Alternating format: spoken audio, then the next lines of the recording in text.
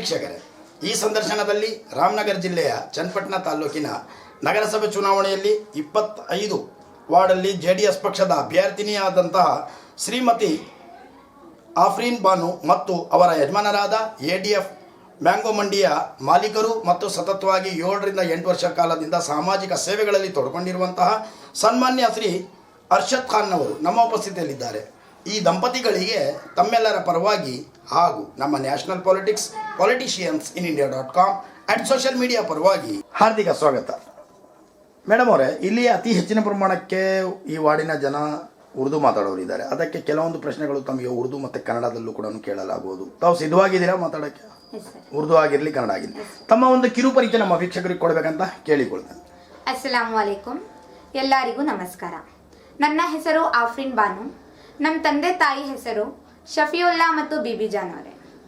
ನಮ್ಮ ಯಜಮಾನ್ ಹೆಸರು ಅರ್ಷದ್ ಖಾನ್. ತಮ್ಮ ವಿದ್ಯಾಭ್ಯಾಸ ಎಲ್ಲಿವರೆಗಾಗಿದೆ ಮ್ಯಾಮ್? ಸರ್, ನಾನು ಎಜುಕೇಶನ್ 2nd PUC ಓದಿದ್ದೀನಿ. ನಮ್ಮ ವಿವಾಹ ಆದಮೇಲೆ ಎಜುಕೇಶನ್ ಬಿಡಬೇಕಾಯ್ತಾ? ಇದಕ್ಕಿಂತ ಮುಂಚೆ ನಾನು ಈಗ ಕೆಲವೊಂದು ವಿಚಾರಗಳನ್ನು ಉರ್ದುವಲ್ಲೇ ಬರ್ತೀನಿ.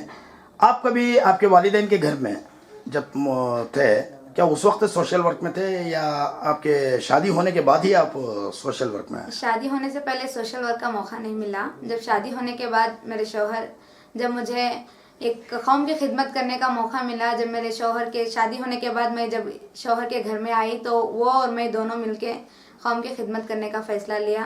थोड़ा थोड़ा सोशल वर्क करते रहे, आगे बढ़ते रहे. आपको ख्वाहिश थी पहले? बहुत ज़्यादा ख्वाहिश थी पहले. जब मौका नहीं मिला मेरे माँ बाप के घर में जी, वो आगे आने नहीं दिए. एजुकेशन थी, एजुकेशन पर जोर लगा रहे थे. जब शादी हुई उसके बाद मेरे शौहर ने मुझे आगे बढ़ाया, आने का एक मौका दिया. जी, आपके वार्ड में इस मरतबा जो चुनाव हो रहे हैं, उस आपके ताल्लुक़ में ही जो चुनाव हो रहे हैं आपके नगर में, उस नगर में आप वार्ड नंबर 26 में 25 में जी 25 में जो आप इंतखाबात कर रहे हैं, यहाँ पे लेडीज आने की वजह से आप खड़े हैं, वरना आपके हस्बैंड को मौका मिल जाता. सही है ना? यही है ना? तो यहाँ के लोग आपको क्या, आप खुद ही से जाके खड़े हैं या आपके लोगों ने आपको लेके आए हैं? जब से हम यहाँ पे थोड़ा सोशल वर्क करें, जो यहाँ पे कोरोना वायरस की वजह से लोगों को राशन बांटे, कोई पानी की समस्या थी उनको पानी उनके घरों तक लेके आए, बहुत सारी प्रॉब्लम थे वो लोगों तक पहुँचाए. इसलिए यहाँ की पब्लिक का डिमांड था कि आप पढ़े लिखे हैं, एजुकेशन हैं, आप लोग खड़ी है इस इलेक्शन में, अब हम आपको सपोर्ट करेंगे. अच्छा, इस वजह से है. अच्छी बात है. आपके हस्बैंड की तरफ मैं थोड़ा तवज्जो देना चाह रहा हूँ. सर, आपका परिचय हमारे दर्शकों को देना चाहेंगे? मेरा नाम अरशद खान है. अस्सलाम वालेकुम. मेरा नाम अरशद खान है. हमारा वालिद का नाम साबजद खान है. हमारी अम्मी का नाम अमीना बी. मेरा नाम अरशद खान. हाँ हाँ हाँ. कब से सोशल वर्क में आप? मैं सोशल वर्क में 6 साल 7 साल से सोशल वर्क करूँ मैं. जी जी. मैं क्या भी राजनीति ने आपको करना चाहिए, मैं पॉलिटिक्स में जाको करना चाहिए तो क्या भी नहीं करूँ. मैं यहाँ का ऐसा हिसाब देख को वो हिसाब से कराया. मैं मेरे हाथ से कितना होया मैं कराया.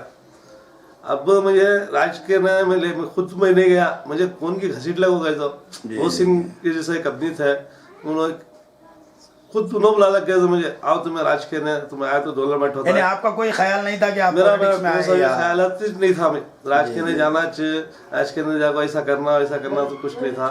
मेरा ख्याल अब क्या है तो भी सोशल मीडिया का ऐसा कर ले को सोशल वर्क कर ले को चाहिए वो सोच था. मोहसिन देख को हमारा काम वर्क ऐसा कर ले जारी सोशल वर्क कर ले जा को उन्होंने राजकीय ने घसीट को उन्होंने बुला ले जाको. JDS मुझे एक बी फार्म दिलाया हमारे बीबी खड़ाने के वास्ते. आफरीन बानो को तुम्हारी बीबी खड़ाओ, तुम्हें करो, तुम्हें आओ सोशल मीडिया में वर्क करती तुम्हारे वास्ते. पब्लिक पूरी तुमने चुनना चाह रही है, जनता पूरे तुम्हारा नाम ले रही है, हर वक्त तुमने ये कर रही है. ऐसे अपने को ले लगाओ, ऐसे नौजवान छोकरा है, इसे खड़को ऐसा बात कर सकती है. हमें ये काबिल का है इन्हें हमारे वो सोच को ना एक बड़पन दिला को हम ना. यानी आपकी पूरी जिंदगी में ये पहली मर्तबा आप पहली मर्तबा हो रहा है. अच्छी बात है. अब इस मर्तबा मैडम आपकी तरफ आना चाह रहा हूँ. यहाँ लेडीज कैटेगरी आई हुई है, तो इसकी वजह से आपको यहाँ पे बड़ा आसानी से आपको सीट मिल गई.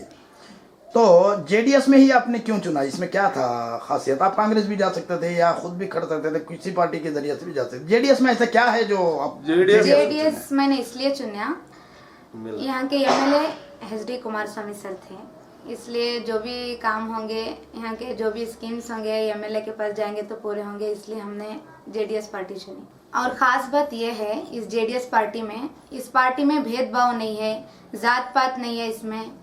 और जेडीएस बोले तो कर्नाटका बोले तो जेडीएस। इसमें जो हमारे एचडी देवेगौड़ा हैं, इस कर्नाटका में बहुत सारे काम लाए, वो मुसलमानों के लिए भी। और हमारे एचडी कुमार स्वामी भी इस बहुत सारे काम डेवलपमेंट लाए हुए हैं। हमने इस पार्टी को इसलिए चुना कि इनमें बहुत सारे हमने काबिलियत देखी, इस पार्टी को अहमियत देखी हमने इसमें कि ये पार्टी जो है सबको जोड़कर रखी हुई है। अच्छा, जात पात को अलग नहीं कर रही है। ये जो जेडीएस पार्टी है, हमारा चुनने का जो मकसद है, ये सबको एक साथ लेकर चलती है। ये वजह से आपने जेडीएस पार्टी को चुना। जेडीएस पार्टी को अच्छी बात है मैडम।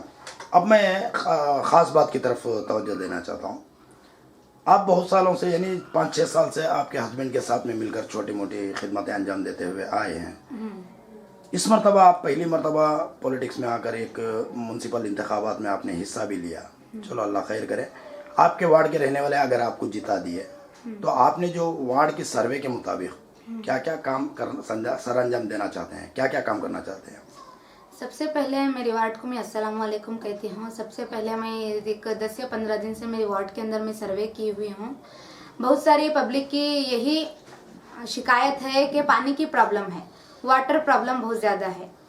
और दोबारा फिर मोहरी का प्रॉब्लम है, मोहरी में कचरा जाम हो जाता है। कार्मिक आके चरंडियों की बात कर रहे हैं। हाँ, चरंडियों की बात कर रही हूँ। वहाँ आके वो क्लीन नहीं कर रहे हैं। पानी की प्रॉब्लम है, चरंडियों की प्रॉब्लम है, बहुत सारों को बाथरूम नहीं है, बहुत सारे घर में उसका समस्या है।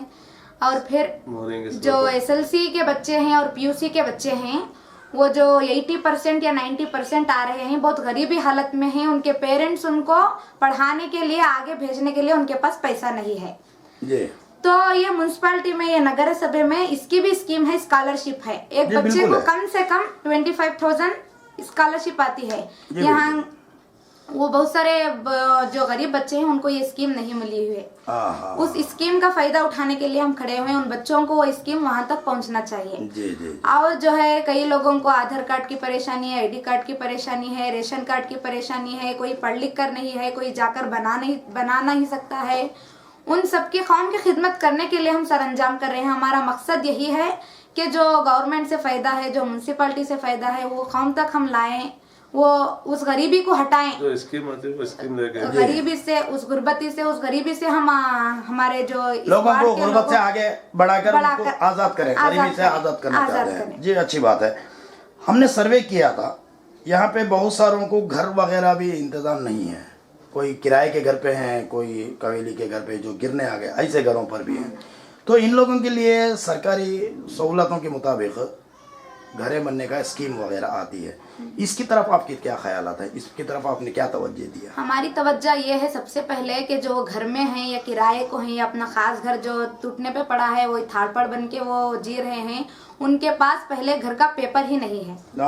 हक पत्रा, जी वो पत्रा नहीं है। तो उन लोगों को सबसे पहले वो पेपर बनाएंगे, उसके बाद उनको लोन मिलेगा। उस लोन से हम उनकी जितनी हो सके, जितनी स्कीम्स हैं, उतनी हम मदद करने के लिए, हम कौम के लिए हम तैयार हैं। अच्छी बात है मैडम। हर कोई पॉलिटिशियन हर चुनाव में, यानी हर इंतखाबात में घरों घरों को आते हैं वोट पूछने के लिए।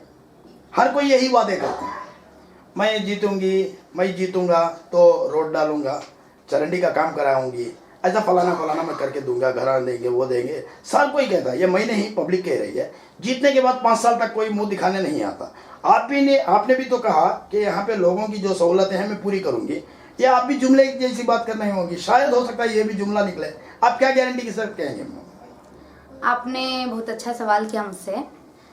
मैं गारंटी, ये जो नेशनल मीडिया है, जो नेशनल मीडिया का ये कैमरा गवाह है, जो ये मेरी वार्ड के पब्लिक देख रहे हैं, वो सब ये, यानी आप ये कहना चाहते हैं कि ये कैमरे के सामने आप जो कह रही हैं, इसको बदल नहीं सकते कभी। इसको बदल नहीं इसको सकते। पूरे तौर से आप मुकम्मल तौर पर देंगे। पूरा करेंगे। जो जो आपके मसले हैं वो पूरा हल करेंगे। मैं ये कैमरे के सामने बैठकर कह रही हूँ, जो ये मोहरी की सहूलत है, जो ये रोड की सहूलत है, पानी की सहूलत है, जिसको घर नहीं है वो लोन वगैरह है, जो कोई भी प्रॉब्लम है, जब मैं जीतूंगी इंशाल्लाह तो वो आपको पूरे काम करूंगी।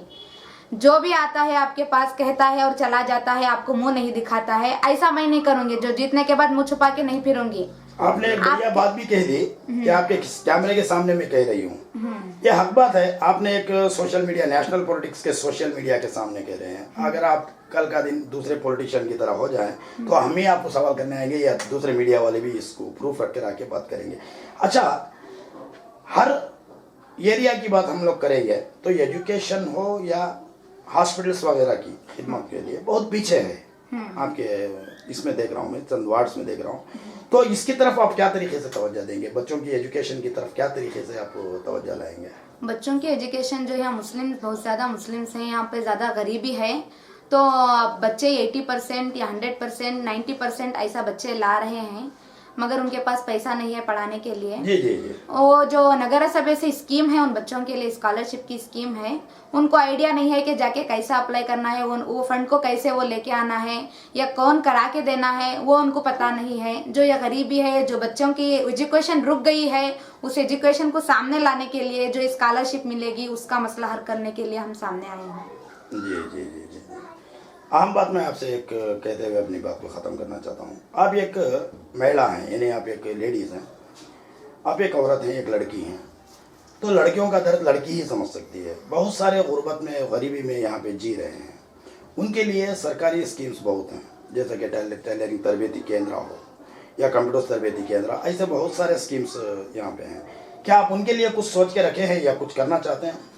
रखे हैं, सोच कर रखे हुए हैं। मैं एक 2 मंथ पहले ही मैं स्टार्ट करना चाह रही थी, तब तो सभी लोग कहेंगे कि इलेक्शन के लिए खड़े हुए हैं। अच्छा। ये इसलिए बता रहे हैं, इसलिए हम यहाँ के 2 नल भी टूटे हुए थे, हम रेडी नहीं करवाए, क्योंकि इसमें कहेंगे, पब्लिक कहेगी कि ये टूटा हुआ सब रेडी करा रहे हैं, ये इलेक्शन के लिए खड़े हुए हैं।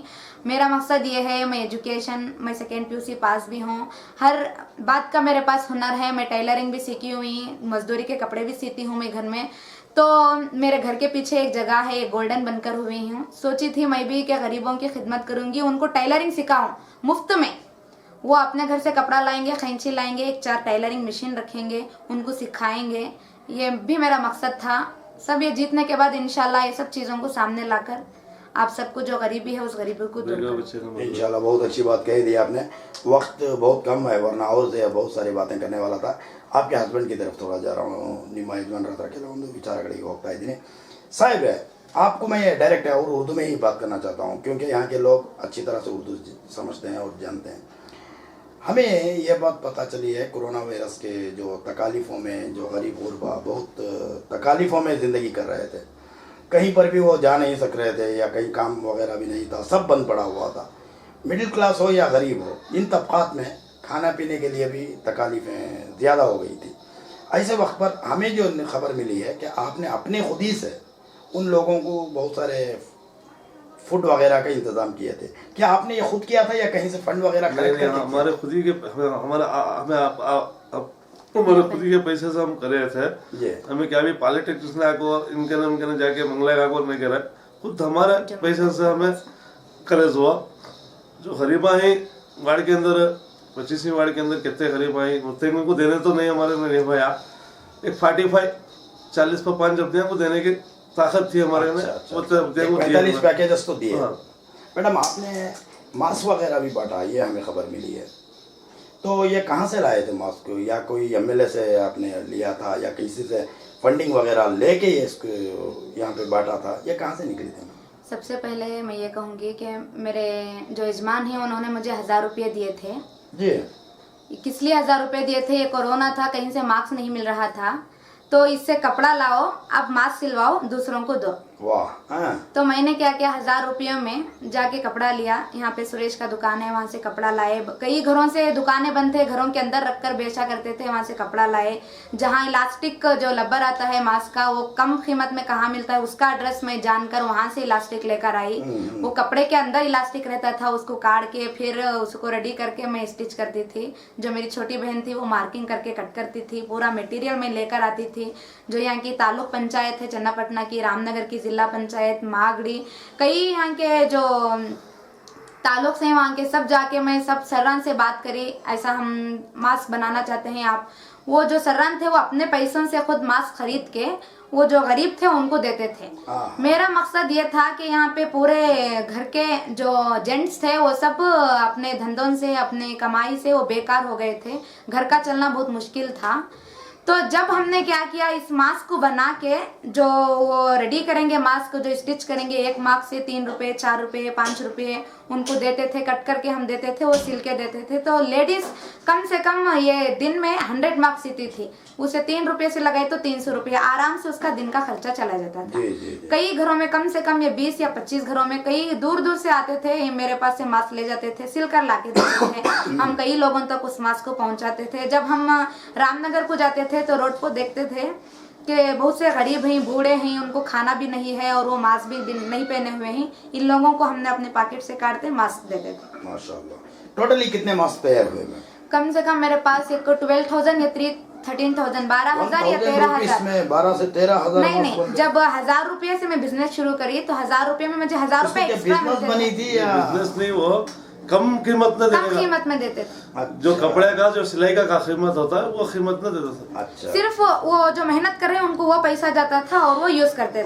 हाँ। अब मास्क 20 रुपये में बिक रहा है तो तैयार करने वालों को भी तो देना पड़ता है, उनकी मजदूरी देना है। वो जो मेहनत कर रहे हैं उनका भी फायदा हो रहा है। जो कोरोना था वो जो मास्क पहनना जरूरी था उनका भी फायदा होता था। बहुत अच्छी बात है मैडम। बहुत सारी बातें आपसे करना चाहता था, वक्त की तंगी की वजह से अपनी बात को यहीं पर खत्म करते हुए, ನಿಮ್ಮ ಮಾತುಗಳು ನೋಡ್ತಾ ಇರುವ ಕೇಳ್ತಾ ಇರುವ ನಮ್ಮ ವೀಕ್ಷಕರ ಪರವಾಗಿ ಹಾಗೂ ನಮ್ಮ national politics.politicians.in.india.com and social media ಪರವಾಗಿ ಇಬ್ಬರು ದಂಪತಿಗಳಿಗೂ ಧನ್ಯವಾದಗಳು.